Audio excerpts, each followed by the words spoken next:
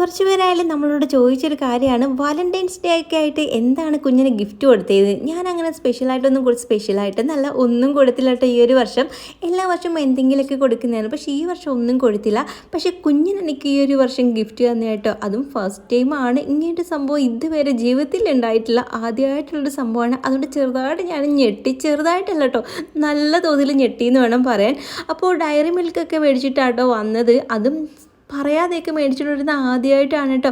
അപ്പോൾ ഞാൻ ചോദിക്കുകയായിരുന്നു എന്ത് പറ്റി ഇന്ന് സ്പെഷ്യലായിട്ട് ഡയറി മിൽക്കൊക്കെ. അപ്പോഴാണ് പറഞ്ഞത് വാലന്റൈൻസ് ഡേക്ക് അല്ലേ, അതുകൊണ്ട് നിനക്ക് എന്തെങ്കിലും ചോക്ലേറ്റ് തരണമെന്ന് തോന്നി, അപ്പോൾ നിൻ്റെ ഫേവറേറ്റ് ആയിട്ടോ ഡയറി മിൽക്ക് തന്നെ ആവട്ടെ എന്ന് കരുതി അങ്ങ് വാങ്ങിച്ചാണെന്ന് പറഞ്ഞിട്ടോ. എന്തൊക്കെ പറഞ്ഞാലും ഭയങ്കര സന്തോഷമായി എനിക്ക്, കാരണം ജീവിതത്തിൽ ആദ്യമായിട്ടുള്ള ഇങ്ങനൊരു സംഭവം.